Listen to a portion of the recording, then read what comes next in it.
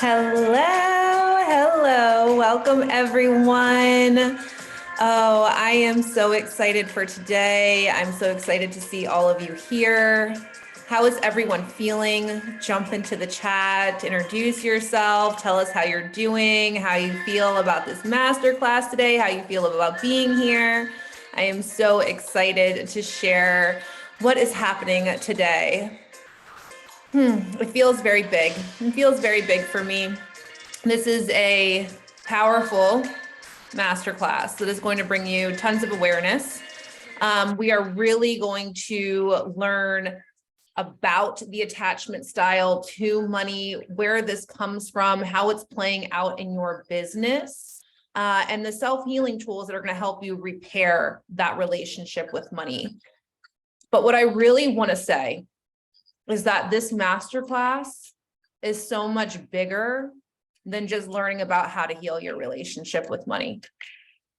This is going to be a journey in uncovering the conditioning that's been unconsciously programmed into you since you were a little girl.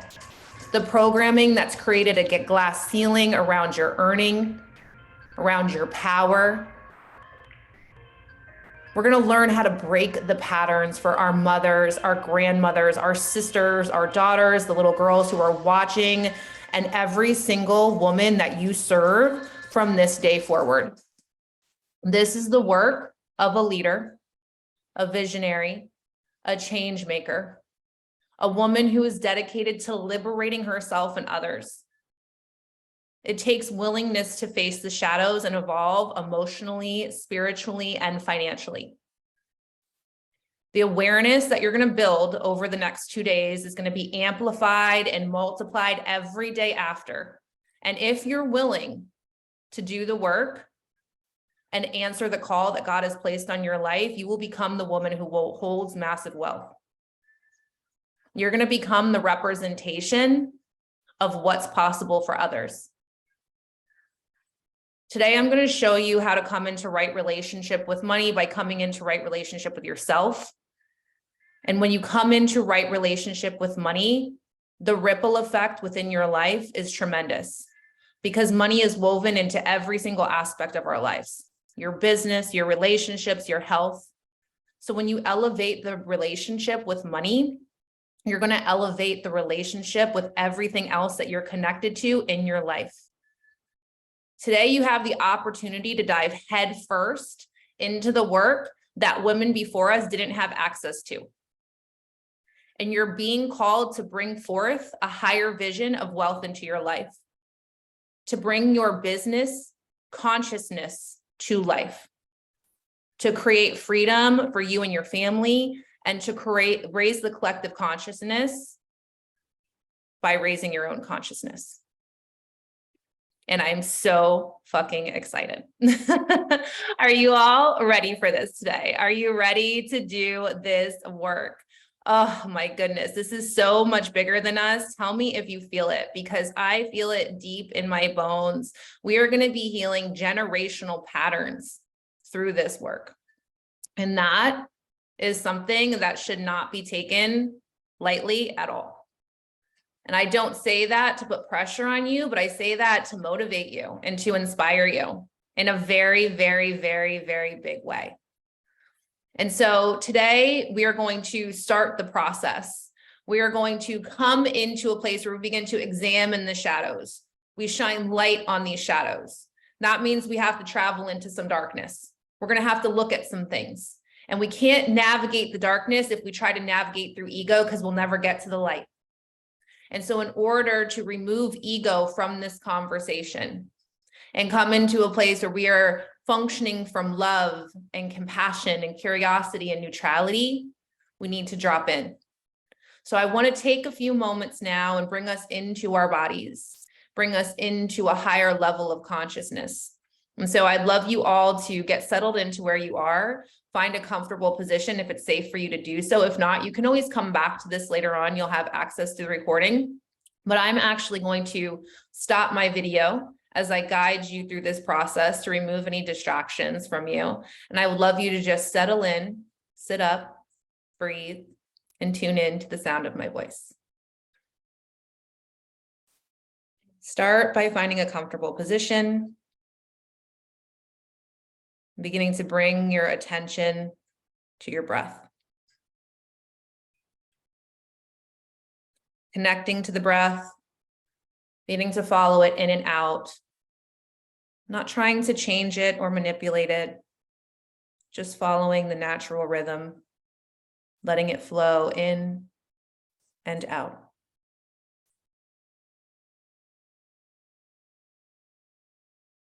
Noticing the sensation of the air warming the nostrils on the inhale, and the body dropping more deeply into relaxation on the out breath.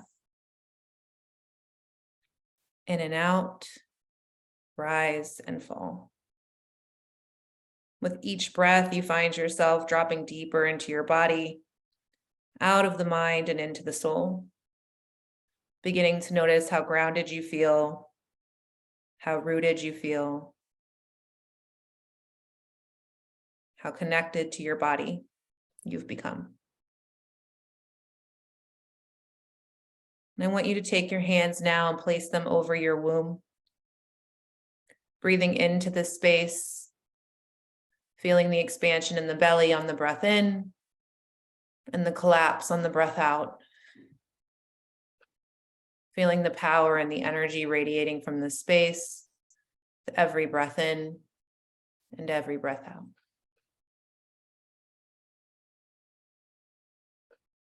Now gently roll your eyes up in between your brows, calling focus to the center of the head. And imagining yourself looking outward now, seeing a light coming down from source, shining, pouring into you. You feel the warmth of this light touching and caressing every corner of your body, from the top of your head to your eyes, cheeks, jaw, and throat, flowing through your shoulders, down your arms, into your chest, filling up your heart, lungs, belly, womb, sliding over your hips, through the legs and calves, all the way down to your toes. Seeing the light pouring out from the bottom of your feet where it returns back to Mother Earth. You are the bridge between heaven and earth, a channel of light. You notice that you feel more protected and secure now than ever before. And on the next breath in, I want you to breathe into your heart, feeling the chest expand, feeling a sense of love, connection, and protection. And on the breath out, you see this love spreading into your field and into the world around you. You're beginning to notice how connected you are to everything, everyone. You see the boundaries of self and source begin to blend, and you are now one with all things. There is no separation here. Breathing in again, imagine this white light expanding, becoming even brighter than it was before. Breathing out, letting it flow into the room, into the space, into the world around you. Breathing in, getting brighter. Love is consuming you now. You feel a smile come across your face. And holding this feeling of love and protection now, I want you to take both hands and place them on your heart. I want you to open your heart and receive these words. You are connected. You are safe. You are one with the divine. You are the channel between source and earth. You are heaven in molecule form. There are no deficits here. There is no hierarchy here, only love and connection. Breathe in to affirm. Breathe out, coming back into the space now. I want you to slowly wiggle your hands and toes and bring yourself back into the room. And when you're ready, you turn your camera back on and come into the space. I am so excited that you all chose to be here today, because what is going to happen over our 2 days together It's going to bring you closer to a place of connection and security with self and those around you, and ultimately with money. And so before we begin, I want to set an intention for the space. I want to talk about what our journey is going to be like. And then we're going to jump into some really heavy learning material today. And you don't have to worry about taking notes or doing anything like that unless you feel called to, because everything that's provided today is going to be, it's already uploaded into the Facebook group. You already have access to it. So even if you wanted to follow along with me, you could go open that up and you could come. You already have access to all the slides.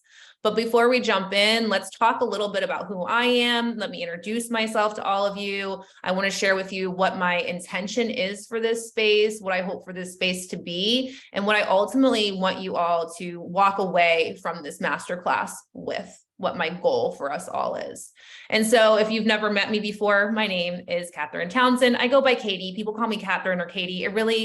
I like Katie, but I'm also here for Catherine. It sounds very distinguished and fun. So like, I'm here for that too. I've just been Katie my entire life. And if you are new to my world, I am a business coach, but I'm definitely not your typical business coach. I believe that our businesses grow from the inside out. And when we do the work within, it is the natural expansion of ourselves that creates the natural expansion of wealth in our business. And there are certain tools and strategies that we need to know, and I teach those tools, but they're about 20% of the ultimate end game here. If we truly want to evolve as entrepreneurs, we want to become leaders, we want to become women who make massive change in this world, that starts by creating massive change within ourselves. And so why should you even give a shit about what I have to say? And how do I even know anything about this? Well, for about 10 years of my life, I worked as a counselor and coach within the substance abuse field, so mental health. I've trained for 8 years to get a master's in clinical social work. I'm also 11 years sober. I started my spiritual journey 11 years ago, and I dove deep into healing work and started with my own therapy, my own coaching, my own mentorship. And it evolved into me wanting to do that for others. And so I have 10 years of experience in healing, education, coaching, mentorship, and providing, amazing healing tools and spiritual tools for women in the space. I care deeply about women rising into a place of power in society. I believe that we are going to be the ones who redistribute the wealth in this world, the coaches and the healers and the women who are rising in entrepreneurship. And that excites the hell out of me, because I believe that when powerful women have lots of money, they do powerful things. And we need more leadership that comes from a place of love and consciousness. And we can't get there if we're not doing the work on ourselves, and we're not healing our own traumas from this life or past, and we're not fully focusing on the revolution inside of us to create the revolution outside of us. And so that is something that matters deeply to me. That is why I do this work. It literally keeps me up at night trying to figure out how to better serve you all and to come up with programs. It gets me out of bed in the morning because I love doing this. I'm a survivor of complex trauma. I suffered with addiction for many, many years. And I saw the havoc in my own life and in women's lives because of the fact that they were taught that they have to play small. And the conditioning that we have around feeling and embracing our power. And that's something that I truly want to start breaking and leaning more into. And that is what you are seeing in the evolution of empowered coaching over the past couple of years. And so we're moving away from strategy and we're focusing more on the human. And that is something that I know will work because it's what's worked for me. And that's how I've been able to have 3 back-to-back multiple 6-figure years as a single mom doing this the way that I want to do it. And I want that for you all too. And so my goal with this space today for you is to shift the patterns that are creating resistance in your business right now. And those patterns are with money. We're also going to talk a little bit about client relationships and boundaries a bit today, but mostly with money, so that I can bring you into a place of power and security within your money relationship. That is my goal, because right now money is probably the dom in your relationship. And I want to make you the dom, or at least have a healthy dynamic of when you can switch it on and off. Okay. And so the space here is going to be non-judgment, compassion, and curiosity. Like, we cannot do this work if it comes from a place of shame or judgment or guilt. And so in order to look at what we're doing today, we need to come into this space with love, compassion, curiosity for ourselves and others, mostly for ourselves. It's very easy for us to give it to each other, especially as coaches. So I really want you to practice giving it to yourself, okay? And the intention here is to bring awareness to what you are currently maybe viewing as a liability or a bad thing or have shame around. And I want to show you how to turn this liability into an asset in your business. Okay. So we're going to shift the entire paradigm around how you're viewing yourself in regards to your relationship with money, and taking some of the things we learned today that could be used as ammunition against ourselves as to something that's wrong with us, and we're going to turn it into gold, into a superpower inside of your business. So I'm going to show you how to put it down, flip it, and reverse it. A little Missy Elliott twist on your attachment style, okay? So let's talk about the journey. If you guys have anything that you want to say, any questions, you can put them in the chat. I'll be checking periodically. Let's see if it's letting me look at the chat while I'm sharing my screen. No, I can't look at it right now, but I'll come back and be checking it periodically. So just so you all know what to expect, and we talk about time frames for today and everything, today will probably be around an hour and 15 minutes with everything that we're doing. We're going to really focus on the awareness. So understanding, like, what is my attachment style? How is it showing up? How can I identify how this is a form of protection and how it's holding me back from making more money? I'm going to bring some of you into the conversation later on in the presentation so that you can kind of practice the identification process and start to do that flip it and reverse it thing that I was just talking about. You'll see what I mean in a minute. And then tomorrow we are going to learn the tools. Tomorrow we're going to learn evidence-based self-healing tools. So I'm not just going to give you a journal prompt. I'm actually going to give you tools that you can use to heal yourself. So if you take them and continue them throughout day to day and practice them, you will come to a place where you finally reach what our goal is, which is a secure relationship with money. And I'm going to define that for you so you all understand what I mean when I say that. Now, if you desire to have a continuation to this masterclass, the continuation would be coaching and integration to create a secure relationship with money. And we are doing that in the Secure Wealth Mini Mind. So if you desire to join that, if you desire to continue on, that is a 4-week mini mind with 4 group calls, which is a continuation of everything that we're learning in here, so that you can actually integrate, process, and come to a place where you are in right relationship with money faster. Because you can do it on your own. You don't need to come into this program. You can definitely use the self-healing tools and get there. But if you desire to do this in community with witnessing and reflection and co-regulation and guidance and coaching to help you see what you can't see, this is the space for you if you want to move through it faster. Now, I have all the information outlined in the group, so I won't continue to talk about it any longer here and take up any time. But if you want to learn more about it, everything is listed out in the Facebook group. So before we actually begin understanding, like, what is our relationship with money, we need to really get a clear definition of what a relationship is. I know a lot of times we say things and it's like we've been saying them for so long. It's really good to bring a definition into the understanding. So a relationship is the way in which 2 or more concepts, objects, or people are connected, or the state of being connected. So when you think about your connection to money, I want you to begin to think about money as a person, okay? Money as a person, money as like a friend or a boyfriend or a girlfriend or a partner, or however you would like to classify it. But I want you to take a moment now, and I want you to imagine that if you were currently in a relationship with money and money was a person, what is the dynamic of that relationship? And I want you to sit with that for a minute and think about it. Like, let's say money was your partner. And you and money are at home, you've been living together for a while, and money doesn't come home on time. What do? Do you start to freak out? Are you texting money? Where are you? Where are you? Where are you? Where are you? Are you obsessing about money? When money starts to come close to you, are you kind of like, and not looking at it and avoiding him and pushing him away because it feels too close? Are you avoiding uncomfortable conversations with your partner because it makes you feel scared? Are you avoiding looking at the actual context of the relationship because maybe it's really shitty and you're scared to have that hard conversation about boundaries? Right? Start looking at this relationship. And I want you all to pop in the chat. Let me come over here and look at the chat because I want to see. Let me see, pause share. Can I look at the chat if I pause share? No, we have to stop the share. Okay, so now if you think about your relationship with money, how are you what is the state of this relationship? Is it complicated?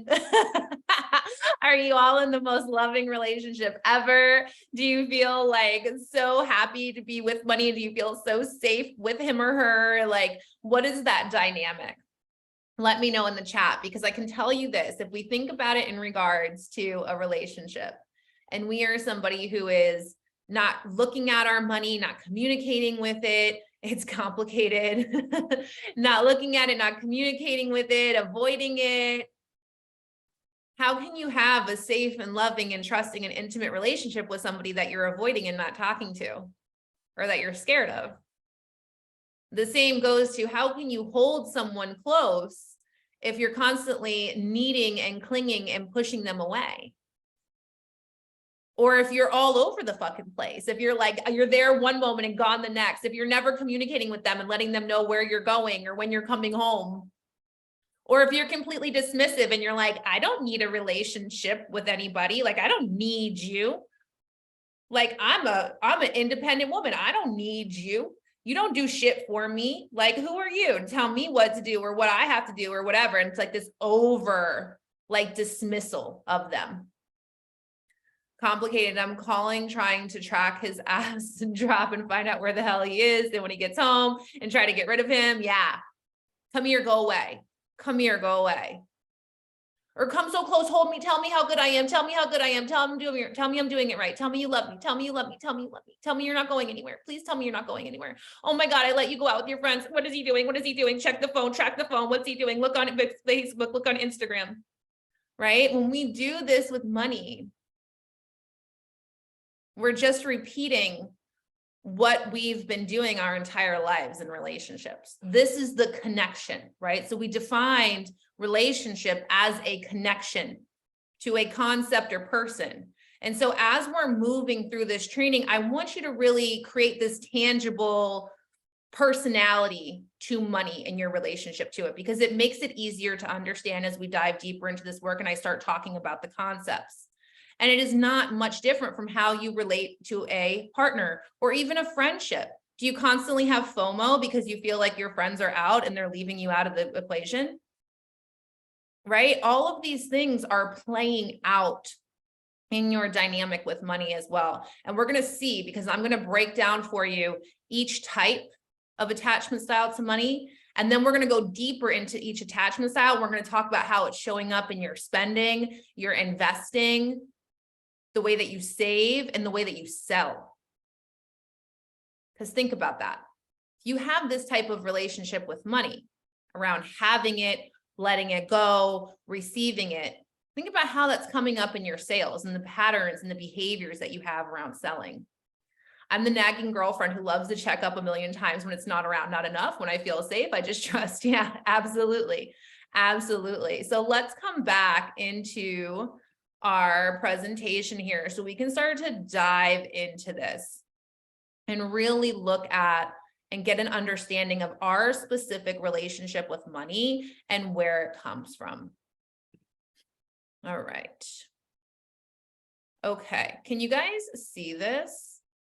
Can you guys see my screen? Give me a thumbs up if you can see my screen.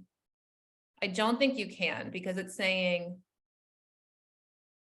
oh no, wait, we're going to stop and then we're going to start up. It was doing this when I even practiced this, you all. I even practiced my Zoom thing to make sure there were no technical difficulties, but it's all good. It is all freaking good. All right, let's come back to present. Here we go. Okay. So now we've imagined what our current relationship is. Now, before we begin, before we like start to dive into the attachment styles, I really want to have a word on trauma here, because as we dive deep into some of our attachment styles, we're gonna identify like that a lot of these are rooted in trauma or childhood experiences, obviously. And so I need you to understand that the way that your body and your mind and your behaviors have adapted to your experience are completely normal. But what is happening when you experience trauma as a child, adolescent, or as an adult, your mind begins to rewire itself.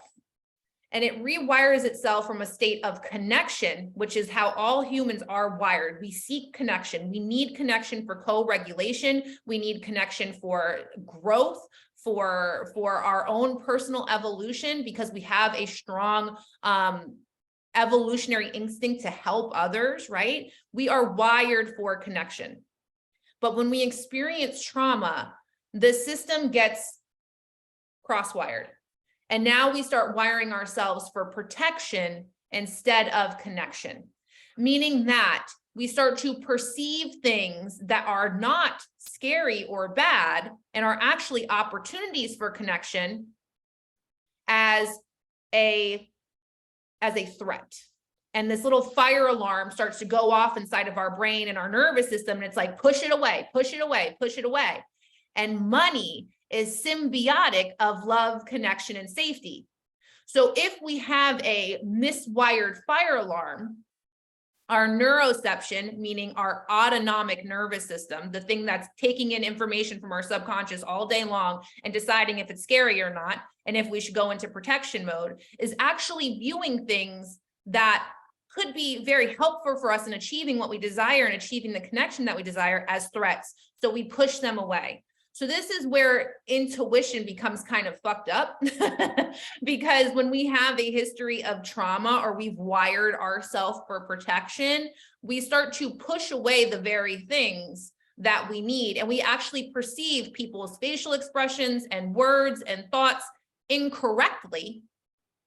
And we view them as harmful or dangerous when that's not actually the case.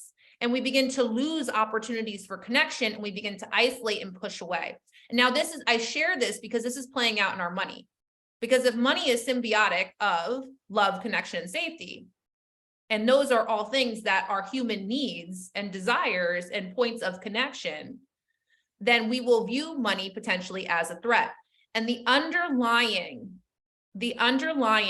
unconscious shadow here, and everything that we're going to talk about in these attachment styles, is that we truly want money, but we unconsciously don't want it because we feel like it's unsafe. And so we play out all these patterns of protection in our attachment styles that stop us from having a secure relationship with money because we don't have a positive regard for money or self. We view both as unsafe. We don't trust ourselves to maybe have money or hold the responsibility or the connection component that we attach to money. Or we view money as bad and evil because maybe somebody used money to harm us, or money was a very conflicted thing in our home. And it was like, I love you, but I hate you type of energy with money. Like, here, let me buy you all the things to show you I love you, but I don't meet your emotional needs and I dismiss you all the time. And so now it creates this really conflicted connection with money and ourselves. Is everyone following? Do we get it? Okay, perfect. So what we are moving toward here as we begin to move out of some of the trauma responses and the faulty associations that we've created with money is a secure attachment. A secure attachment, a secure relationship with money. Now, a secure relationship with money means I have a positive regard of self and I have a positive regard of money. So I view myself as someone who is capable of creating money, who has limitless opportunities to money, who has skills and talents and strengths and abilities that can create wealth in my life. I can always figure it out, right? And I also view money as something that is safe to have and that I'm really neutral around, right? It's not something that I attach to my worth or my ability to be loved. It's really just something neutral that I use as a resource. It is not my identity. My identity is not connected to it. And I feel safe with it and having it. And I believe in my ability to always get more of it. Does that make sense? So this is the secure relationship with money. Now, as we move into some of the attachment styles that are not a secure relationship with money, we're going to see how there's that disconnect between positive regard of self and positive regard of money, Sometimes there might be a positive regard of self, but a negative regard of money. And we'll see that in the dismissive, and I'll go more into it in a minute, but I want you to see that each of these are going to kind of fluctuate as we look at how we are currently attached to money. So when we're looking at this is a very text heavy slide. So don't feel like you need to read all of this. I'm going to break it down. Everything is broken down to the next. I created this here for you so you can come back and look at it. All right. So you can come back and look at it and understand what each of these is. Now, most of you already kind of know.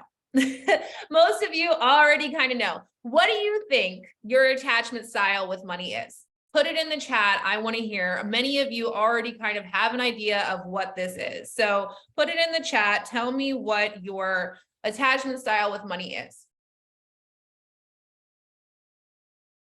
Let's see.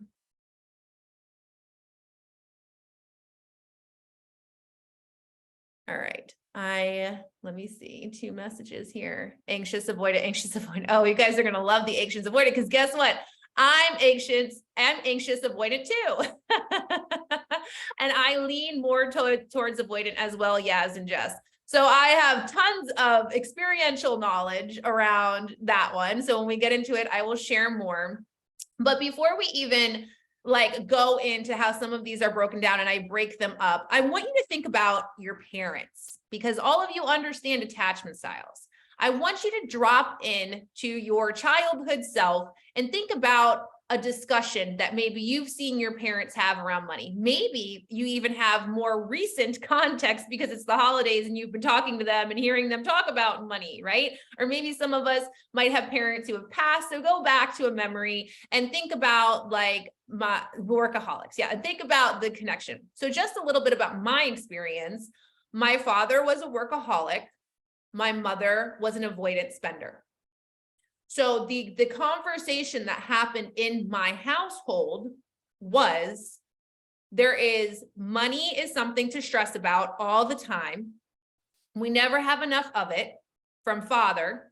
Then mother was, there's always enough money. I'm going to go buy everything, never worry about how much I'm spending. And then they would come into conversation. My dad would freak out about money. My mom would just keep spending it. And then guess what would happen? She would ask me to just tell my dad it was me who wanted the stuff. So then I was the one who was the scapegoat for the spending. So think about how fucked up my relationship with money was. And especially what will happen is you don't even realize how these play out until you actually have lots of money coming in. I wish someone would have taught me this before I had more money than I had ever seen before in my entire life, because I couldn't really see it when I was just managing money paycheck to paycheck. But I definitely could see it when all of a sudden I had more money to spend. Right. And that was where it was like this conflicted relationship of saving, spending, but I was more so avoidant, because here's why. And this is what I want you guys to pay attention to. We tend to attach to money the same way that the maybe abusive or unattentive or irresponsive caregiver had. We tend to have the same attachment style to money that the abusive or non-responsive caregiver had. The one who we were trying to get the attention from, or the one who used money to give us attention, because now we're seeking out the approval and the validation from that person in our same money behaviors unconsciously. Because if we feel like if we can do it the same way that they did it, or we can behave the way that they behave, that then somehow they'll love us and we'll feel accepted and we'll feel a part of, and we'll feel like we'll belong, and we'll feel like all of a sudden we're validated, right? Does this make sense to you all? So my mother was the one I had more of issues with, where a lot of the trauma occurred. And so I tend to lean towards the same money attachment style that she had, the same behaviors that she had, because I watched her heal her own trauma and her own voids through spending. So I learned, if I want to feel better, then I use money to make me feel better, or food. Right? We can see how this plays out in other areas of our lives. But then I was also like, my dad was the responsible one who saved the money and earned the money. So I learned things like you get what you put in, right? Like you work hard, you make money. I learned that from him. So I was really good at making money always. I was very industrious, right? But then as soon as I got money, it felt unsafe. And I felt like, okay, like we're just supposed to spend it now and get rid of it all. And I would just create this cycle of anxiety because I was addicted to the cycle of anxiety from the trauma I experienced in childhood. Is it connecting? Are we guys are we seeing how this all kind of feeds in from different loops?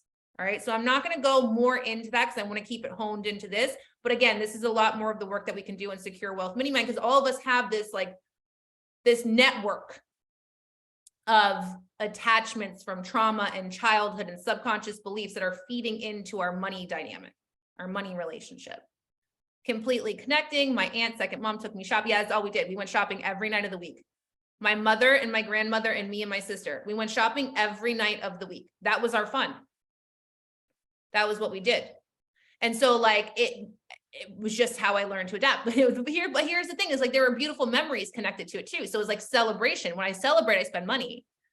We would go out and buy beautiful clothes, and I would come home and do a fashion show for my family. Did you guys ever do those when you were little? Did you do the fashion shows for your fam? Like we used to go to Mervyn's. Who remembers Mervyn's? Oh my God. And my mom would buy me all these fluffy dresses, and then we would come home. But it was her little manipulative way of showing my dad that she spent the money, but using me as the headpiece, as the show front of like, show daddy all the beautiful stuff we got.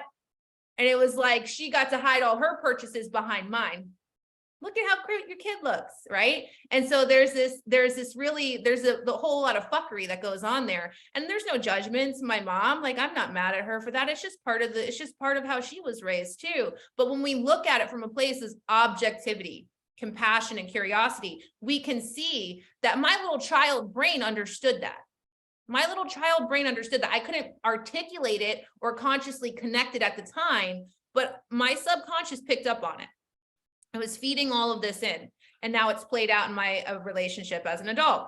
So let's start to look at how these different attachment styles start to show up in our spending and the way that we're running our business today. So let me come back to our presentation.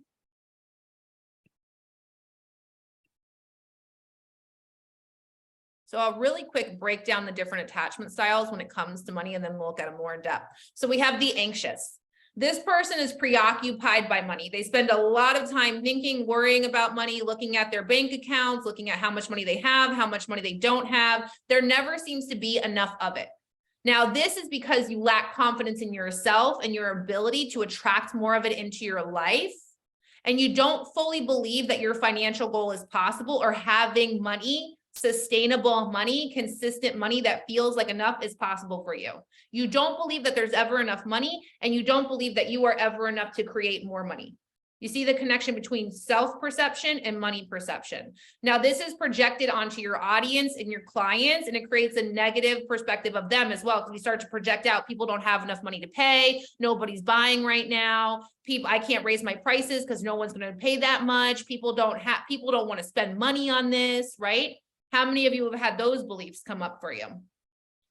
Now, the anxious is somebody who is going to have a lot of stress and anxiety, is going to have this hyper focus on their money situation. How many of you feel like you have a hyper focus on your money situation? You can just drop a me in the comments, right? So this is going to be the person that is kind of like always looking at what's happening with their money. This was not me. This was not me. Then we have the dismissive. So now dismissive might not be, this isn't normally an attachment style that I talk about when it comes to like relationships or like inner child healing. I usually speak more to the avoidant, but dismissive is really interesting when it comes to money, because dismissive means you have a positive regard for self, but a negative regard of money. You see yourself as capable and skilled of creating money, but you view money as bad, greedy, evil, unspiritual. And so you're going to look down on people who have money. Think about, these are the type of things that we hear about, like the top 1%. Now, listen, don't get me wrong. We can go into this all day long, but it's people who view people as like the capitalist pigs, and like, they don't want to be part of the system of creating money. And there's like a lot of, we see it in the industry a lot right now that's happening, is like, there's a lot of like projection being put onto people who have a lot of money that they're bad, or they're using manipulative tactics somehow to be able to create that amount of wealth, and they're bad women. And all of this really happens in the dynamic with women too. You're going to see it playing out. If you find yourself triggered by money wins and you're like, who the fuck is she to celebrate all that money? Or you feel like there's like this like subconscious like undertone of like, you're seeing people who have a lot of money, you're like, she must be doing something shady to be making that type of money, right? This is where these beliefs start to play out. And so you look down on people who have money. You think that having money makes you a bad person or is going to lead to rejection. If you got my training the other day, I think it was in the training I sent out for Money Goddess, I talk about this, that there's this paradox, there's like this duality of poverty and wealth, of where like, if you're in poverty, you feel like you're rejected from society, but also there's a rejection from society if you're wealthy too. So there's like this place in the middle where most people sit, because they're scared of, if they have too little, they'll be rejected, but if they have too much, they'll be rejected as well. This is the dismissive. The dismissive sits with like just getting by. Like, this is enough. I don't need more. Having more would make me greedy or money hungry. So you avoid the activities that actually allow you to make more money. Now, this is just an observation. This is by no means necessarily like the causation of why people say this, but I will notice that I've seen this in the industry with selling. I don't want to look like I'm selling. I don't want to look like I want clients. I don't want to look like I want a lot of money. I don't even want, and sometimes people actually don't want 10K months, but a lot of people want to be 6-figure earners, right? Like, that's really like actually like normal now, like for people to get by in this economy, honestly. So like, most people want to be 6-figure earners, but the people, I've seen people who are like, I don't sell, like, I don't want to outright sell. People who sell are icky and gross. Like, I don't actually want a lot of money. This is the dismissive. They're dismissing the idea of money. They probably believe in themselves to be able to create it, but they don't actually want to admit that they want more of it because they believe that it's bad. And if they do, so they don't set like big goals for themselves, they settle for minimums. It's like this kind of like complacency with money, because they feel like if they have more, that somehow they'll be rejected or viewed as a bad person. Do any of you feel like you have the dismissive? This a lot of the time comes with healers. This is another reason why I have high value healer, because there's usually this undertone of like, I can't charge a lot for this work that I do because it's person-centered. Because it's person-centered, this is healing work. If I charge a lot, people are going to think that I don't actually care about them. I need to make it accessible. And it's like, you can't make shit accessible unless you're actually like functioning from a high state of like wealth and health in your life, and you're able to take care of all of your needs and be somebody who can be creative and innovative because they feel safe in their financial situation, physically and emotionally. Let me see what you all are saying, because I'm curious about the dismissive. I'm curious about the dismissive. I was majority like this. Maybe I still am, not towards any but myself. Yeah, I see the concept of spiritual hits, and I'm being triggered by seeing other people have a lot. Yep, I may have undertones of dismissive. Maybe I'm all for fuck. You're going to see overlaps. It's totally normal. Like, I have some of these going on too, because listen, this was me. I was dismissive and I didn't understand it. I didn't know. I came from the background of like nonprofits and social work. And I thought that and I came up in a recovery community where you coach people for free, you sponsor people for free. We give back what was so freely given to us. And there's a time and a place for that, but we're business owners. So we have to find the duality of this, right? We have to find the duality of putting ourselves first and not viewing money as a bad thing. And this will come, if you think about the conversations in your house, there was a lot of conversations in my house, although we were like upper middle class, there was a lot of conversations in my house around like money is bad. Look at the politics and how all these people have all the money and the rest of us are poor, right? Like, there were a lot of those conversations going on. And that led to me, I was, and from being addicted for so long, I was homeless. So I wanted to like give back and give all of me and give it all for free and help everyone and do all the things.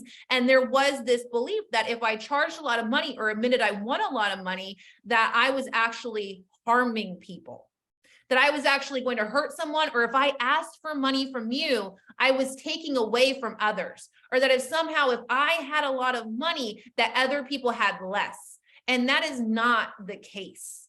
That is not the case at all.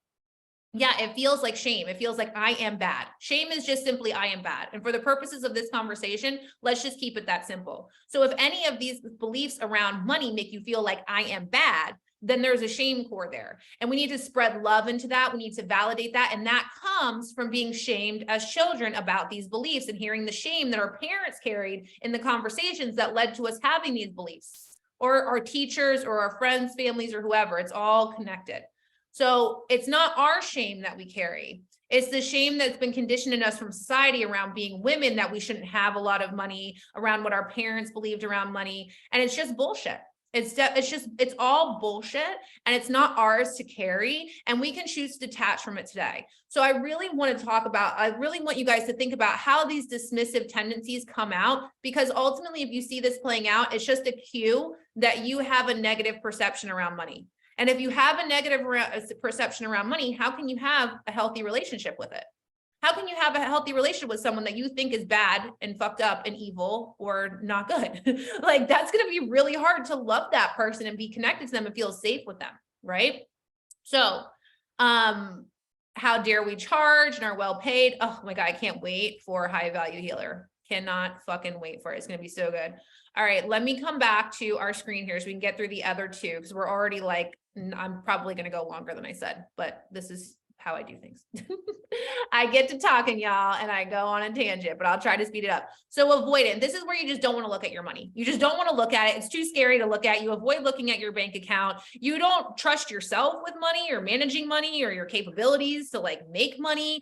And then you also think that money is like bad and unsafe, and there's never enough of it. So now you go into this place where like you just push it away. And so you don't set goals. You go into complete shutdown mode. You don't want to like look at your accounts. You don't want to look at how much money is coming in, and making more. Like, you can make money from this place, but making more will feel unsafe. And so you'll energetically block yourself from having more money because you literally don't trust yourself to manage it. You literally don't trust yourself to have it. Now, anxious avoidant is a little bit of this, but also a little bit of like this obsession with making money. So now you have this negative model of self and money, but you're more preoccupied about having money to feel like enough, to feel like you're good enough, to get the things that you want, to feel like it's there. So this is with me, how this played out is I got really good at making money, but I got really bad at looking at money. And so what it looked like is like I would make the money and I would save it, but then there was like this energetic set point where if I had too much money, it felt unsafe and I had to let it all go. And I would just like, boom, and it would be gone. And I would just go on these shopping sprees and I would just spend all this, or I wouldn't look at my taxes, which is not a good thing. That's not a good thing. I didn't want to look at taxes. I wanted to avoid it. It gave me anxiety, but I was really good at like bringing the money in, but I was really bad at managing the money because I didn't want to look at it, because I didn't believe in my ability to manage it. I didn't really believe in my ability to make it. So I kind of hustled and went into anxious mode to like make it. And then I started to believe in my ability to make it a little bit, but I didn't actually believe in my ability to manage it. And it created all this shame and conflict. And again, this comes from the mom and dad scenario that I gave you in the beginning, from what I saw growing up. It was like, make the money, spend the money, make the money, spend the money, make the money, spend the money, then stress about the money. Let's commit to not spending for a period of time. So that's what my mom would do. My dad would put her on bans. And then I would do the same thing to myself. I'm like, we're not spending, we're just saving. And then I would get really anxious about having all the money. And I'd be like, I want to go shop, right? And I would just spend and it would all go. And I would be like, okay, well, this isn't healthy. Like, obviously, I can see how this is playing out. And this is where we start to see like the feast and famine as well in our business, because sometimes it might show up in the way that we make money as well, the way we receive money. So it's like, we'll be really good at receiving money for a couple months, and then we'll go through like these 2 months of like a drought. And it's like, how did this happen? I'm still doing the same things. Nothing changed strategically or in my physical world, but you created this energetic set point for yourself because it didn't feel safe making more money. Now you started to avoid it. You started to avoid selling. You started to avoid doing the things. This is where like we feel the lean back, lean in energy. Like it's like lean all the way in, then lean all the way back.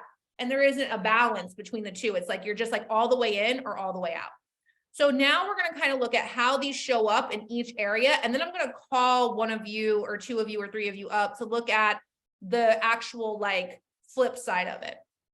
So anxious, you grew up with feelings of impending doom around money. There's never enough. We don't have enough. The bills are coming. Oh my God. So now when it comes to spending, you shame yourself when you spend, you get very scared around spending. There's instant remorse and fear after you buy things. How many of you feel remorse and fear and guilt after you buy things, right? I didn't used to feel this, but now as I'm healing the anxious avoidant, I start to feel the guilt when I buy stuff for myself now, because I'm starting to be in a place where it's like, okay, we're not going to like spend to do things. So now the anxious tends to show up a bit more. Invest from fear, feel tons of scarcity after, and immediately start looking at how to get the money to come back. Oh my God, I let it go. How do I make it come back? Oh my God, I let it go. How do I make it come back? Saving looks like hoarding, looking at your bank account and feeling like it's never enough. Excuse all the typos. I did not see them when I was making this, and I proofread it 3 times and now I see them. So it's like hoarding, looking at your bank account. I have one client, I work on this with her all the time. She's constantly looking at her credit cards and her credit score and how much is left on the credit card and how much she's spending and how much her bills are every month. And I'm like, it's obsessive. It's not a healthy understanding. It's obsessive because she uses it to invalidate herself and tell herself that she's not doing enough. She's not where she should be. She's not enough, basically. And she starts getting all scared that her needs aren't going to be met. And this is really what attachment styles are about. It's about feeling invalidated, not feeling like your needs are going to be met, feeling like your needs were diminished or neglected as a child. They weren't responsive to your needs. And so we're just playing out the same dynamic with money. Money doesn't respond to my needs. It's never there when I need it. It neglects me. Maybe like mom or dad did, or we felt like mom or dad did. And so it starts to play out with this anxious, how can I get more of it? How can I make sure it's not going anywhere? And so when we receive, it's also going to come up with like this feeling of feeling super anxious to ask for the sale, because what if somebody thinks I'm bad? We have this hypervigilance to rejection and abandonment when we're anxious. It's the same thing in avoidant, but with anxious, we just move toward it, and avoidant, we move away from it. So it's like, we don't want to be rejected. So we try to make sure that we're right there and they're not going to reject us. And avoidant, we just don't look at me because you're going to reject me. So I'm going to hide over here. We fear the intimacy. Anxious, we crave the intimacy. Either way, we're trying to get the need met of feeling like we belong, of feeling like we're loved. But we're so scared of rejection that we play out these protection patterns of like, if I get really, really close to you, you can't reject me. If I stay really, really far away from you, you can't reject me. Right. And so when like this plays out with receiving and selling, because now like, when you're waiting for a payment, you become overwhelmed, start stalking your emails, your Stripe and your DMs. You feel like you can't ask for more in your sales because people will get angry and say no and reject you. Your new clients won't re-sign with you. They won't continue on with you. And it starts playing out in these dynamics in our relationships and with our clients too. Now, when we're selling, we're going to start feeling anxious talking about it. We're going to need validation that our program is good enough. It's like, we're going to talk about it and we immediately need validation. Like, is someone buying yet? Is someone buying yet? Are they getting it? Did someone comment? Did someone DM? And it starts to play out in this anxious pattern of like, oh my God, I just talked about my new offer. I just launched it and no one's bought yet. Why is no one buying yet? Oh my God, it must suck. I should stop talking about it. I should lower the price. I should do this. I should do that.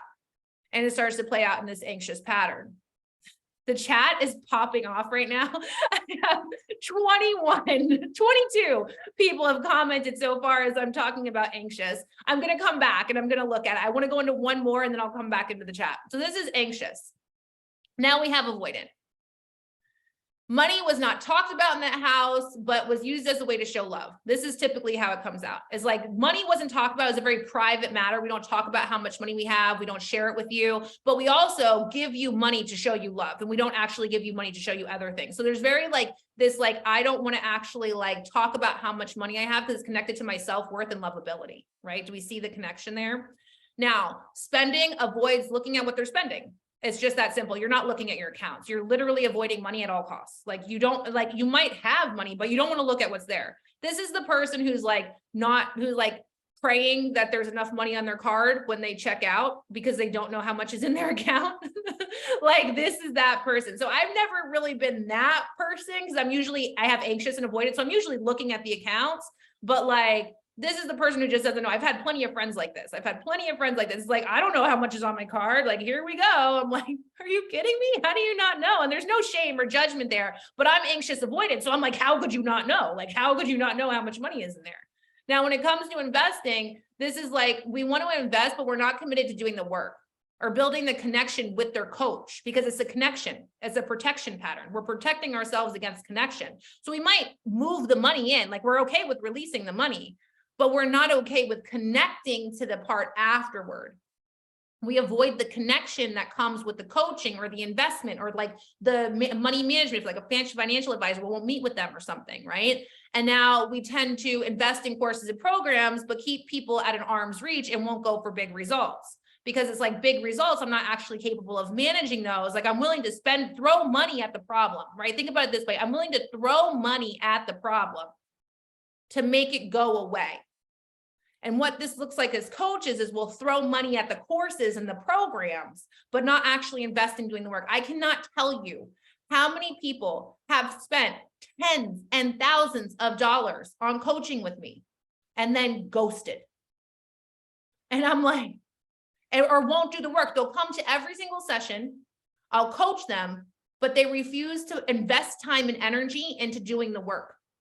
And so I will coach them to do the things. And some of them I've been able to coach them through the pattern, but these patterns we're responsible for. People can bring to our awareness, they can ask powerful questions. Us as coaches can significantly help people move through these, but it's up to us to do the work, right? So if you're avoidant, this is going to be a big challenge for you. It's about showing up to do the work and not avoiding it. It's about showing up to actually follow through on the investment. Does this make sense to everyone? Okay, so now when it comes to receiving, it doesn't feel comfortable receiving from others because receiving is intimacy, and that's what we're trying to avoid at all costs as an avoidant. There's a hyper independence that plays out, like we'll avoid sending payment links and invoices because they don't actually want the intimacy and exchange of connection that comes afterward, doesn't trust themselves with having money, so they won't actually like allow it to come in and receive it. These are the people that are like, I've seen this too, where it's like, they'll put all the stuff up and then people will start asking questions about their offers and they won't answer them. They'll just have an inbox full of DMs and they won't respond. And it's like, how could you not respond to that? My anxious is like, how could you not respond? How could you not respond? But it's really like they're trying to avoid that intimacy factor that comes with the intimacy, that with the connection of that happens between the reciprocity of an exchange of money. Right? So now with selling, you'll sell, but you'll avoid the relationship building, avoid hard combos, avoid raising prices. This is where it's like there's always a disconnect between you and your clients, and relationships are what sell programs or what build the trust with your community to buy from you. And so you won't do the relationship building activities. A lot of that happens in selling. Let me see what you guys are saying, because I just have to see why this chat was popping off so much when I was saying the anxious one. All right. So we said that was me, an addiction, avoidant. Yeah, for sure. So we'll vacillate. We'll go from like one extreme to the other when we start to heal, or we come into this or into a new experience, especially with like having more money. It'll start to become like really convoluted. I don't even know how much I have incoming. Oh my God, the taxes. Yeah. Avoid it. Anxious, avoid it, because I don't want to look at it because it scares me, but I'll make the money, but I don't want to look at the money that's coming in because it scares me. We'll get there in a second. Definitely not avoidant, although I've managed it and created it all my life. My self-assessment is like, nope, not looking. Taxes, avoiding. This is why I hired somebody, because I was like, I'm not going to do it. Like, I know I'm not going to do it. This is where we get ahead of our own patterns. Let me see what else. Sometimes I celebrate first. We love your typos. Thank you. I put typo artist in my introduction if you saw it in the beginning, because I already knew. So since that was anxious, as I see how I rebelled against that, I'm doing the spending. Yes. Okay, let me see. Oh my God, you guys really resonated with that one. I have to transfer a checkout sometimes. I have done this. I have done this too, because I keep all my money in separate accounts because I don't trust myself to have it all in my checking account. So I keep it all over here. So I've definitely had that happen before. I do this, but it's like a subconscious block. Need to learn. Yes. Okay. So you guys are resonating. I'm very happy that you're starting to see yourself, and there is going to be an overlap in some of these. So let's look at dismissive, because dismissive is so interesting to me. It really is like so interesting to look at how this plays out. Oh, I have dismissive laughs. Okay, so let's get an anxious avoidant, because that's all of us, right? Like that's what all of us are saying we connected with, which makes sense because we have two people who are feeding our money beliefs and our money relationship. So if two of them had different money attachment styles, and that's going to show up for us as well. So anxious avoidant, money was a huge stressor in the family, but also used to show love and status, because another part here is status, because status equals I belong or I'm important. right? So like money is connected to that in a huge way. And that's a human being, relevant, being acknowledged, having attention, getting attention. Think about the little kid. Getting attention is very, very, very important. We need that. We need attention and we need validation. We want to feel relevant, especially as adult people. So money is usually connected to a sense of relevance and status. And that's just how societal conditioning has trained us. But it is very true. And we do function in a 3D world. So let's look at how this plays out. Again, this is sometimes, again, the reason that we get the anxious and avoidant is because many times there was this abusive or neglectful parent in the home that created a bit of a this is almost disorganized too, a bit of a disorganized attachment style to it. So this is like spending like crazy, then saves, hustle, leans back. The behavior is just super erratic with spending. It's like some weeks I'm saving, some weeks I'm spending. Sometimes I'm just sitting on my couch and all of a sudden I decide I want to go spend thousands of dollars at the mall. And I just get up and go to the mall and spend thousands of dollars. There's almost like this lack of a barrier between acting and doing, right? Or thinking and doing.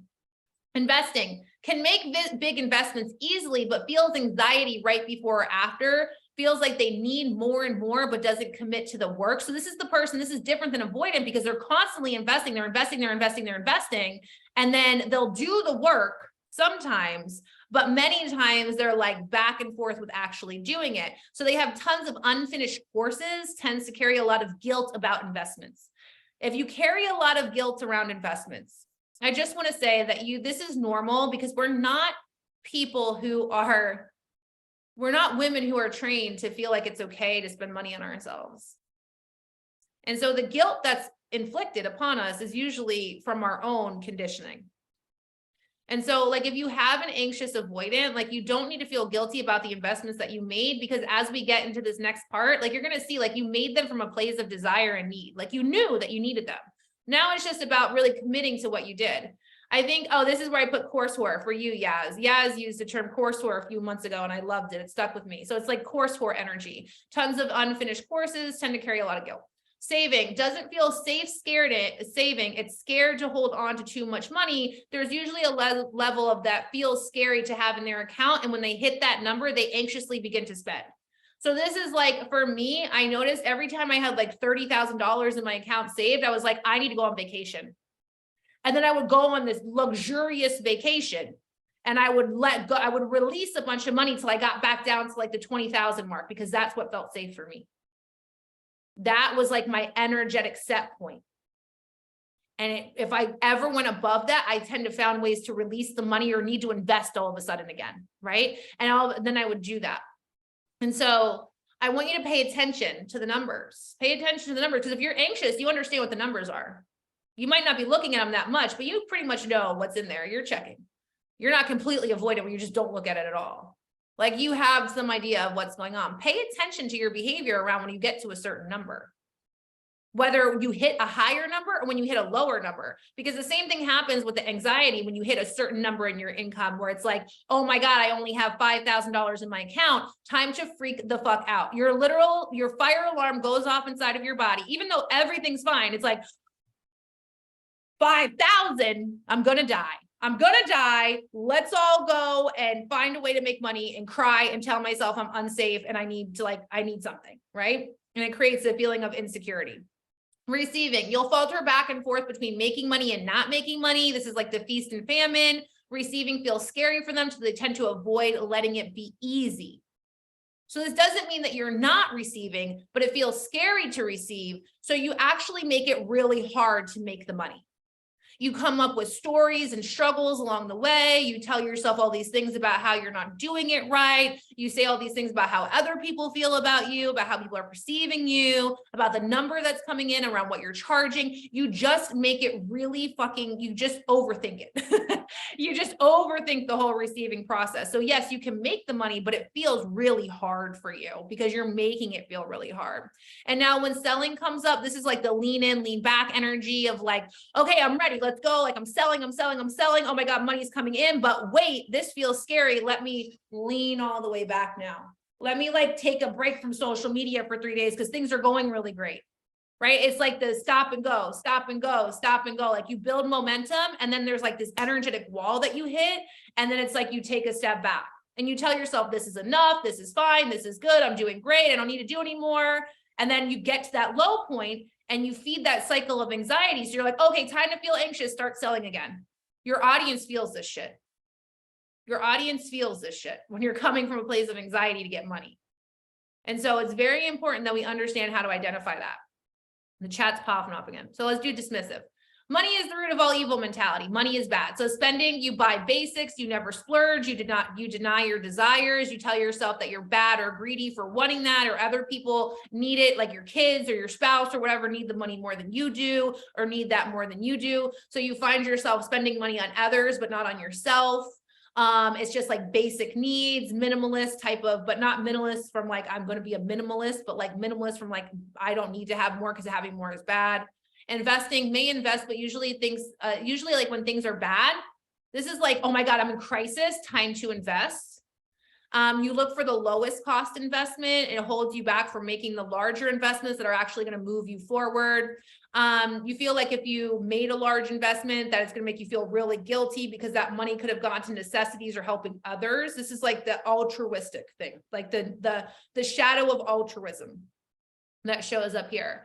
Savings are easier, but there's no desire to have a large savings or make a lot of money. So like if you do see a lot of money in your account, you'll actually like feel bad about it and feel like you need to go donate or buy your kids something, or like maybe even on an unconscious level, just like stop making money for a while until you have to start to spend some of that money, because it feels really bad for you to have that amount. You get triggered by seeing large amounts in your account or large amounts other people are celebrating.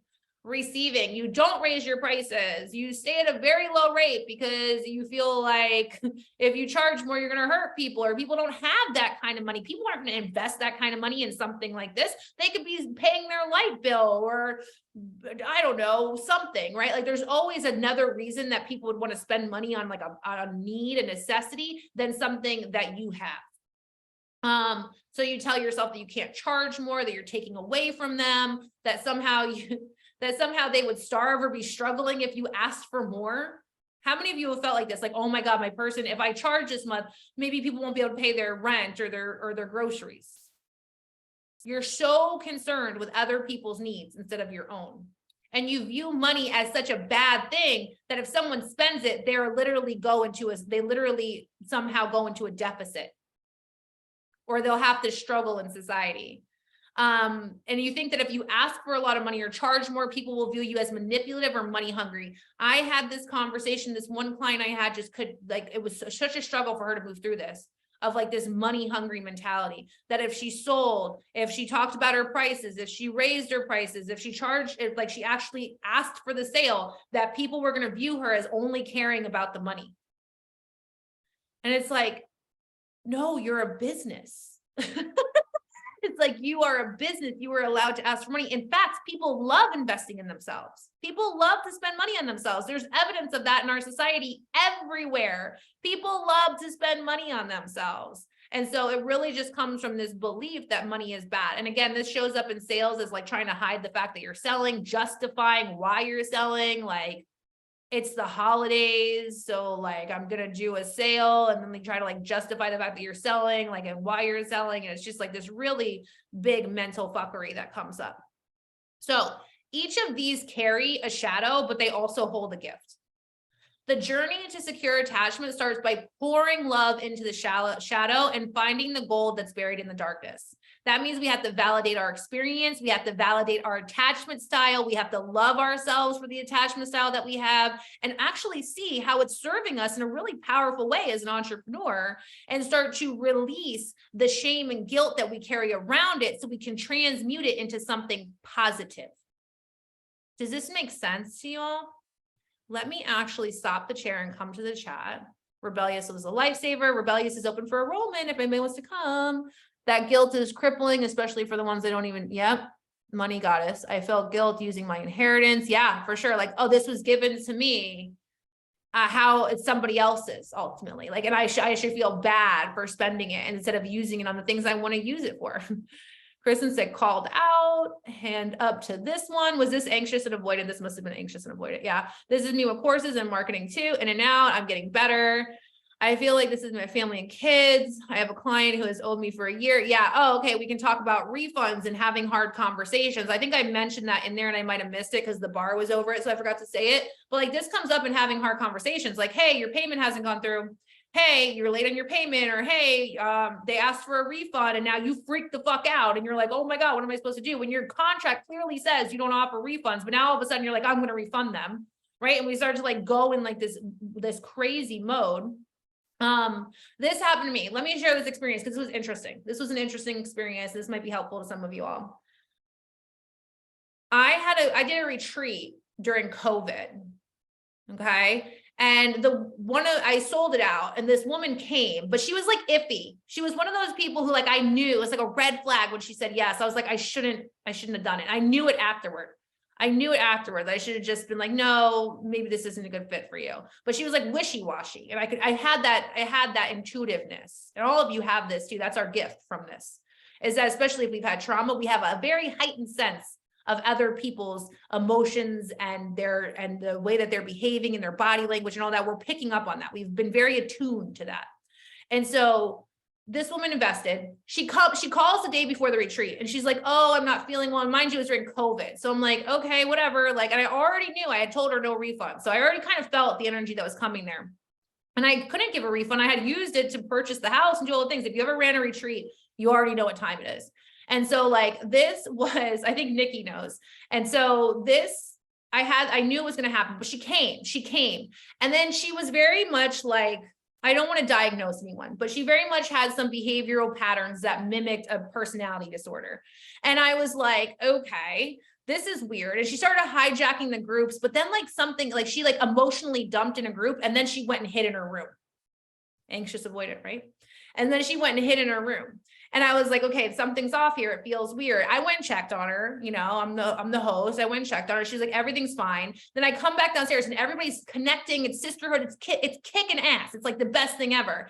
And then she comes down. It's like, Katie, can I talk to you? And pulls me outside. And I'm already seeing the behavior here. I already know what's happening. And she's like, oh, my husband said he has COVID and now I have to go home. And I'm like, okay, well, now we have to tell everybody that you've been exposed to COVID. So now I have to tell everyone in the retreat that you've been exposed to COVID. And it was almost like she did it to be rejected. Like she almost did that to be rejected because now all of the girls were like, well, you can stay, but we just think you should go get tested. And then she used that as her excuse to feel rejected from the community and decided to leave. She decided to leave the retreat early, which was fine, whatever. But then she calls me 2 days later and asks for a refund. And she was putting it all on me. Like it was my fault and I was wrong because I didn't have everyone wearing masks. And like, I had everyone agree to like, that was what we were doing. Papers were signed. Like it was all good. And she was like putting it all on me. And my little girl inside of me who wanted to make my mommy happy and not be in trouble was like, maybe I should just give her the money back. But then I was like, no, fuck that. Like, fuck that. Like she knew it was no refunds. And so that was a really hard time. That was a really hard conversation to face because I could have just got off the phone and be like, let me think about it. And then like never gotten back to her and totally ghosted and done like an avoidant thing. But on the call, I stepped into a place and I said like, no, I'm not going to be able to refund you. This is what it is. She hated on me for like 4 or 5 days. She was sending me nasty messages. Like it was a whole thing. Now I share that with you because that was a moment of having a secure attachment with money. That was a moment of having a secure attachment with self. Is like, I got this no matter what. I have to stay true to what my values and what I said it was. Now, if we would have been in like this avoidant pattern, it doesn't say that my avoidant pattern didn't want to come up. It did, but I saw it. I recognized it and I chose different. I am now being taken to court. And this is the life of a business owner. And I'm happy that we have these conversations because this is a very real thing that can happen as a business owner. And I think that we should have, you're going to see me put up a post this week around like things I'm changing within my own business to be the change I want to see in the industry. And these are conversations that we need to have more transparency around because they happen. And we need to learn how to navigate them as entrepreneurs. Because people, and the thing is that the more money you make, and this is an important thing too, to think about like anxious avoidant and dismissive is like, a lot of times we fear making a lot of money because we fear that these types of things could happen to us. And so we put on protection around having more money because we're like, oh, well, what if somebody gets angry with me? What if people reject me? What if there's legal stuff that comes up? What about taxes? What about all this stuff? And until we can start to have these transparent conversations about how we deal with these things as entrepreneurs and women who are figuring it out too, then other people can actually normalize the fear and start to move toward it and connect with it instead of protecting themselves from it and begin to make more money. Because the more money that we can have, the more impact we can make. And there are always going to be the outliers that have these little issues or problems, and it's never has anything to do with us. Yeah, you have to remove all the emotion and personalization from it because it's just them. Because we're dealing with people, especially as coaches, who have unhealed aspects of self, and they will project that onto us. They will project that onto us, and they will say that we aren't good enough, or they're not happy with it, or whatever. And sometimes that will very much happen. And if it happens, it doesn't mean you're doing something wrong or you're a bad coach. So I just want to say that really quick, because I think it's really important to have that conversation. All right. So now let me see here. Pop in the chat if you have, I need one person who has anxious. We're actually only going to do 2 of them. We'll do anxious. No, we'll do avoidant, and we'll do anxious avoidant. So if you have an avoidant style or an anxious avoidant style, put me in the chat. I think I'm more avoidant after this with a touch of anxious. Me. Okay, so now the people who put me, if you are willing to come up, if you are anxious and you're willing to come up, raise your hand on the Zoom screen. Anxious. Wait, what did I say? Avoidant. I said avoidant and anxious avoidant. So if you're avoidant, raise your hand and you're willing to come up and take your sound off and be part of an exercise. All right, Yaz. Yazzie. Do I have to? I think I have to unmute you. Hold on. Let me see. Participants. Yasmin asked to unmute. Okay, Yaz, I asked you to unmute. Are you off? Hey. Hi, gorgeous. How are you? I'm really good. How are you? I am good. All right. So look, we're going to play a little game here. We're going to do the flip it and reverse it, Missy Elliott style with your attachment. All right. So let's pull up. So you're coming up for avoidant, right? Definitely. After this, I thought anxious avoidant, but I think definitely just a touch of anxious. Okay, so here's what we're going to look at. This is going to be easy for you because you do a lot of shadow work and you understand this concept. So right now you have a shadow that's showing up with your avoidance. You're very dismissive. You don't want to look at it. You're scared of connecting to intimacy and money. You don't want to look at where the money is going. But there's also gold. There's a wealth code connected to this attachment style that is going to be challenging for other attachment styles, but it's going to be really freaking easy for you. So on the screen, I have an example. You have when you actually integrate the shadow, you're going to be able to have a healthy detachment from spending and great at investing in charity. Right? Like wrong, fearful, anxious thing to it. It's like easy for you to release. Now, the other thing, you won't use money as a way of showing love, and you're going to have amazing boundaries with finances and self-worth. You're never going to be identifying your self-worth with money because you already have this kind of detachment from it. You don't view it as something that's a part of you, right? So I want you to play this game with me. If you could think of a shadow, and then the flip side of that shadow, the wealth code connected to that shadow, what do you see for your avoidant attachment style? So the only thing that I found that I'm a bit anxious with is the like spending it on like courses. I get that guilt and things like that come up. But apart from that, like I am quite proud that like I can detach from people like not buying. Like I don't really feel like anxious about that, or like I'm not really like attached to my inbox or Stripe or like my email, like waiting for money to come in.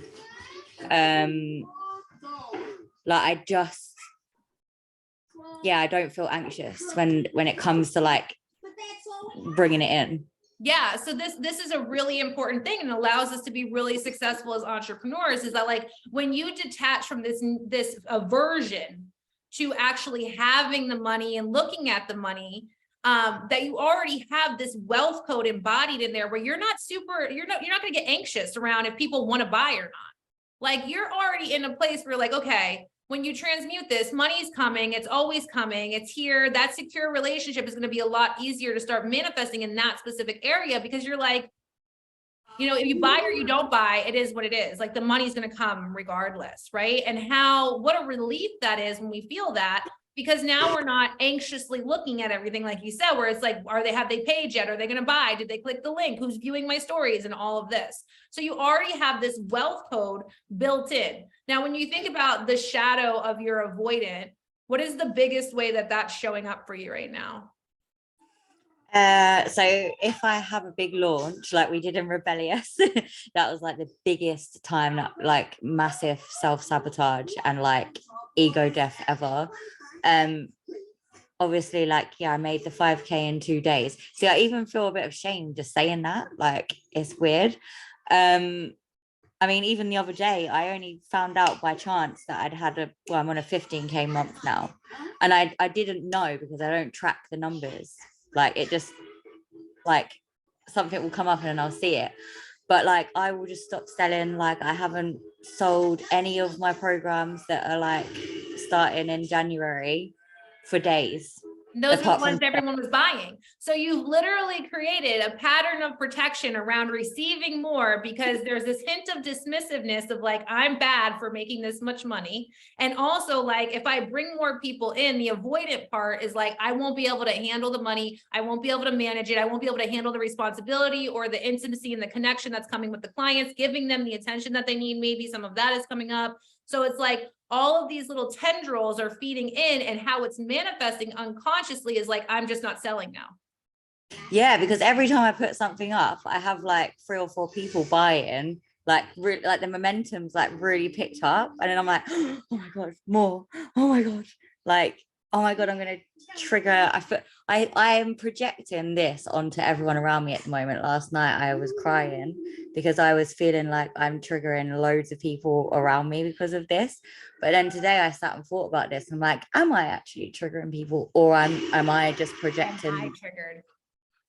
Am I triggered? Am I triggering people, or am I triggered? That's huge. That was a huge piece of awareness that came through. And so like, yes, I think that this is, and like, again, we can't know until it happens. So now you've had an opportunity. And so it makes sense that you're typically anxious avoidant, but now you're shifting into avoidant because the anxiety has gotten too overwhelming. So the anxiety is too much. So now you're like in the avoidant thing, and you're starting to see, okay, like I'm pushing sales away, I'm pushing people away. And so there's lots of ways to flip this and reverse it in a really positive way, which you've been able to do and you continue to do every day. And we'll talk more about the healing there, but I just want you to sit with this awareness for the next like 24 hours until the next call, and really just be with the emotions of it and see what comes through as you're beginning to look at it, right? And we have an exercise at the end of this. It's going to bring up some like childhood memories of money, and you might gain tremendous insight.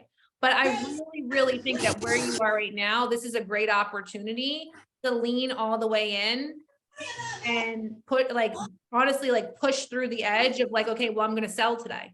I'm going to sell today. Mm-hmm. I'm going to talk about the January programs because you have the awareness. So what's the next step? Yeah, exactly. Because today I was thinking, oh my God, I've literally got a couple of weeks left. Like, what am I doing? 100%. But I even said, like, my dad I only used to ever get bought things because we were like poor, but my dad would like buy me things if he was trying to make up for like abuse or like scaring us and like abusive episodes. So yeah, probably like attached to thinking like it comes with some kind of pain or like fear, isn't it? Yeah, absolutely. And it's like, I need to be punished because I have this now. It's like, it's almost like this punishment factor with money. So you like, when you have the money, you find ways to like create a punishment for yourself or feel bad or feel shameful, and then like reward yourself again and then like sit with that and like punish yourself and like get off on it, and then move into, okay, now it's time to bring money in and make yourself feel better. 100%. It's like trauma bond, isn't it? Yeah, with money. Isn't it fucked? That's so fucked up. but it's not fucked. It's beautiful because it's an opportunity, and it's us. We have the control over it.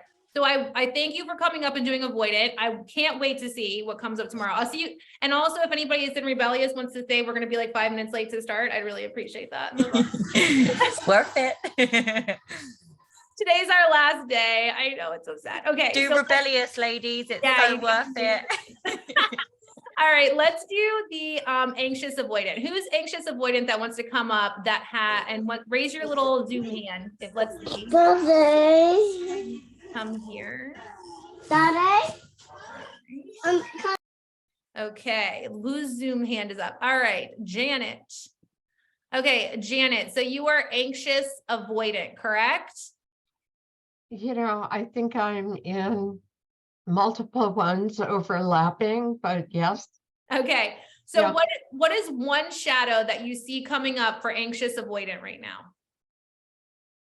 Well, I'm anxious in the way that I am attentive to what's there and what's coming in and what's going out. And, there's a part of me that's anxious because I'm not making sales right now. So I think I'm avoiding that piece. I'm Right. avoiding the part that is not really bringing anything in. So I'm Okay. anxious in the way that I am overlooking that. I continue to try to sell and put things out and create courses, yet, there's some reason why nothing is clicking and coming in, but Yeah. I'm avoiding that part. Yeah, so this is a great piece of awareness too, because a lot of the times we can be anxious and start doing more and more and more and more. And actually the doing more and more and more is an avoidance tactic of like looking at, okay, how am I not even maybe settling in to like one specific thing and grounding myself in one specific action every day, or having a really good routine, or taking an honest inventory with myself. So this is something that we were talking about in Intuitive Business Academy. And I teach them because a big part of that is creating safety in the beginning is like, and we've talked about this too, Janet, is just anchoring into like the one thing and just talking about the one thing every single day and really getting grounded in that and continuously looking at, how did I do well today? How did I not do so well today? How can I change that? So right now the shadow's coming up in like the avoidance of looking at what's not working a little bit and really like, maybe kind of looking at where am I doing activities that maybe aren't moving the needle forward, and how can I refine some of the activities that could bring in money? And that's a anxious for sure. That's the anxious side of it. And then the avoidant comes in by not looking at it. But if you had to look at like a positive aspect of your anxious avoidant, like a wealth code here, like something that helps you bring in money, something that helps you continuously grow and evolve as an entrepreneur, what would you say that the gold is from that, the light from the shadow? I would say it's the awareness and the willingness to look and the perseverance Yeah. to keep going. Yeah, absolutely. Because the anxious avoidant isn't scared of spending money, right? Mhm. Isn't scared of spending money to get help, isn't scared of looking at themselves, isn't scared of learning the tools. So like, and that perseverance factor, that's part of being an entrepreneur, is getting the help and getting the tools and learning the things to get better. So like, you're really good at doing that. And that's a great strength to have as an entrepreneur, because not everybody has that. The avoidant or the dismissive is somebody who's not going to do that at all and is going to stay stuck. But you're moving forward, maybe not at the rate that you want to yet, because there's a little bit of shadow happening on this side, but you have the tools and resources internally and externally to make it happen for yourself, right? Mm-hmm. Yes. Awesome. Oh, I love that. Okay, thank you, Janet. Let's do one more. Claire, I think Claire had her hand up. I saw a hand. Claire, did you have your hand up? Let me ask you to unmute. Yes. Okay. Claire, Yeah, what are you, good. anxious Let me avoidant? go a little over here. Yeah. Hold on. I'm just Let me move this. Okay, there we go.